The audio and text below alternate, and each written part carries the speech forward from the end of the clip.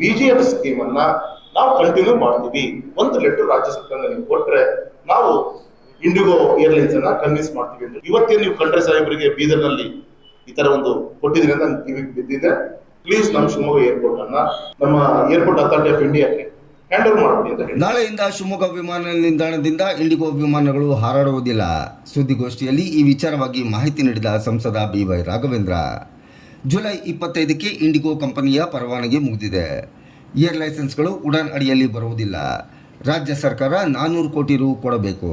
ಈ ಹಿಂದೆ ಯಡಿಯೂರಪ್ಪನವರು ಮುಖ್ಯಮಂತ್ರಿ ಆಗಿದ್ದಾಗ ವಿಮಾನ ಕಂಪನಿಗಳಿಗೆ ಡಿಫರೆನ್ಸ್ ಹಣ ಕೊಡುತ್ತಿದ್ದರು. ಏರ್ಪೋರ್ಟ್ ಅಥಾರಿಟಿ ಆಫ್ ಇಂಡಿಯಾ ಇದನ್ನು ವಹಿಸಿಕೊಳ್ಳುವಂತೆ ರಾಜ್ಯ ಸರ್ಕಾರ ಪತ್ರ ಬರೆಯಬೇಕು. ನಂತರ ಕೇಂದ್ರ ಸರ್ಕಾರವೇ ಇದರ ನಿರ್ವಹಣೆ ಮಾಡುತ್ತದೆ.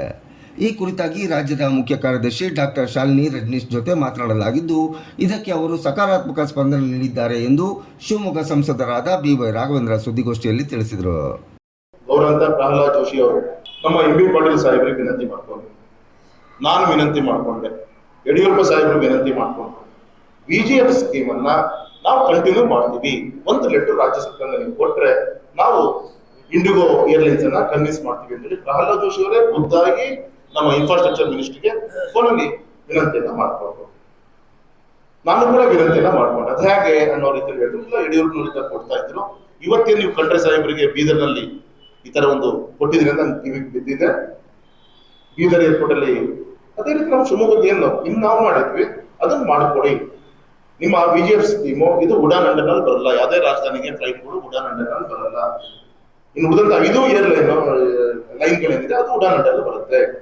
ಕ್ಯಾಪಿಟಲ್ ಸಿಟಿಗೆ ಉಡಾನ್ ಕೊಡಲ್ಲ. ಆಗ ನಾವು ರಾಜ್ಯ ಸರ್ಕಾರದಲ್ಲೇ ಪರ್ ಸೀಟ್ 500 ರೂಪೀಸ್ 50% ಗಿಂತ ಕಮ್ಮಿ ಬುಕಿಂಗ್ ಆದ್ರೆ ಆ ವ್ಯತ್ಯಾಸದ ಸೀಟ್ಗಳಿಗೆ 500 ರೂಪೀಸ್ ಕೊಡ್ತೀವಿ ಅಂತ ಹೇಳಿ ಅಗ್ರಿಮೆಂಟ್ ಮಾಡ್ಕೊಂಡು ನಾವು ಕೊಡ್ತಾ ಇದ್ವಿ. ಅದು 2025 ಜುಲೈ ನಿಂತು ಹೋಗಿದೆ. ಆದ್ರೂ 1 ವರ್ಷ ರನ್ ಮಾಡಿದ್ದಾರೆ. ಸೊ ನಾವು ಪರಿಸರ ಮಾಡ್ತಾ ಒಂದು ಪತ್ರ ಕೊಟ್ರೆ ನಾವು ಅವ್ರನ್ನ ಕನ್ವಿನ್ಸ್ ಮಾಡ್ತೀವಿ ಅಂತ ಆಗಲಿಲ್ಲ. ಚೀಫ್ ಸೆಕ್ರೆಟರಿ ಫೋನ್ ಮಾಡಿದಾಗ ಗೌರವಂತ ನಮ್ಮ ಶಾಲಿನಿ ರಜನೀಶ್ ಮೇಡಮ್ಗೆ ರಿಕ್ವೆಸ್ಟ್ ಮಾಡ್ಕೊಂಡೆ.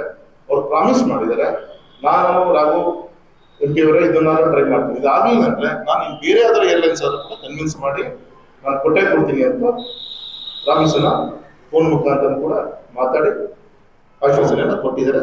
ಇನ್ನೊಂದು ನಾವು ಗೌರವಂತ ಇನ್ಫ್ರಾಸ್ಟ್ರಕ್ಚರ್ ಮಿನಿಸ್ಟರ್ಗೆ ರಿಕ್ವೆಸ್ಟ್ ಮಾಡ್ಕೊಂಡಿದ್ದೀನಿ, if you don't mind please ನಮ್ಮ ಶಿವಮೊಗ್ಗ ಏರ್ಪೋರ್ಟ್ ಅನ್ನ ನಮ್ಮ ಏರ್ಪೋರ್ಟ್ ಅಥಾರಿಟಿ ಆಫ್ ಇಂಡಿಯಾಕ್ಕೆ ಹ್ಯಾಂಡ್ ಓವರ್ ಮಾಡ್ತೀನಿ ಅಂತ ಹೇಳಿ ರಿಕ್ವೆಸ್ಟ್ ಮಾಡ್ಕೊಂಡಿದ್ದೀನಿ. ಅದು ಗೌರವ ಕೊಟ್ಟು ವಿಶಾಲ್ ಅಂತ ಹೇಳಿ ನಮ್ಮ IAS ಆಫೀಸರ್ನ ಡೆಲ್ಲಿಗೆ ಮಾತಾಡೋದಕ್ಕೆ ಕಳಿಸ್ಕೊಟ್ಟಿದ್ರು. ಈಗ ಆದಂತ ಎಕ್ಸ್ಪೆಂಡಿಚರ್ ಏನಾದ್ರು ಸೆಂಟ್ರಲ್ ಗೌರ್ಮೆಂಟ್ ಕೊಡುತ್ತಾ ಅನ್ನೋದು ಪ್ರಶ್ನೆ ಮಾಡಿದ್ದಾರೆ. ಪ್ರೈವೇಟ್ ಸೆಕ್ಟರ್ಗೆ ಯಾರಾದ್ರು ಹ್ಯಾಂಡ್ಲಿಂಗ್ ಮಾಡೋಕ್ಕೆ ಯಾವ ರೀತಿ ಬೆಂಗಳೂರು, ಮುಂಬೈ ಎಲ್ಲ ಇಡೀ ದೇಶದ್ದು 90% ಏರ್ಪೋರ್ಟು ಪ್ರೈವೇಟ್ ಸೆಕ್ಟರ್ ಹ್ಯಾಂಡಲ್ ಮಾಡ್ತಾ ಇದೆ. ಆ ರೀತಿ ಹ್ಯಾಂಡಲ್ ಮಾಡೋಕ್ಕಾಗತ್ತೆ. ಈ 2 ವಿಚಾರಗಳು ಇಟ್ಟು ಬಂದಿದ್ದಾರೆ. ನೋಡೋಣ. ಒಟ್ಟು ಬ್ರೈಟ್ ಫ್ಯೂಚರ್ ನಮ್ಮ ಶಿವಮೊಗ್ಗ ಏರ್ಪೋರ್ಟ್ ಇದೆ. ದೇವ್ರ ದಯಿಂದ ನೈಟ್ ಲ್ಯಾಂಡಿಂಗ್ ಆಯ್ತು ಅಂದ್ರೆ ಮಿಡ್ ನೈಟ್ ಫ್ಲೈಟ್ ಕೂಡ ನಾವು ಆಪರೇಟ್ ಮಾಡ್ಲಿಕ್ಕೆ ಅವಕಾಶಗಳಿದೆ. ಆ ಅವಕಾಶ ತಪ್ಪಿಸ್ಕೊಳ್ಬಾರ್ದು ಅಂದ್ರೆ ಇವು ಇಲ್ಲಿ ಯಾವ್ದು ಕೂಡ ನಮ್ಗೆ ಸೆಟ್ ಬ್ಯಾಕ್ ಆಗೋದಕ್ಕೆ ನೋಡ್ಕೊಬೇಕಾದಂತ ಜವಾಬ್ದಾರಿ ನಮ್ಮ ರಾಜ್ಯ ಸರ್ಕಾರದ ಅಂತ ನಾವು ಹೇಳ್ಬೋದು.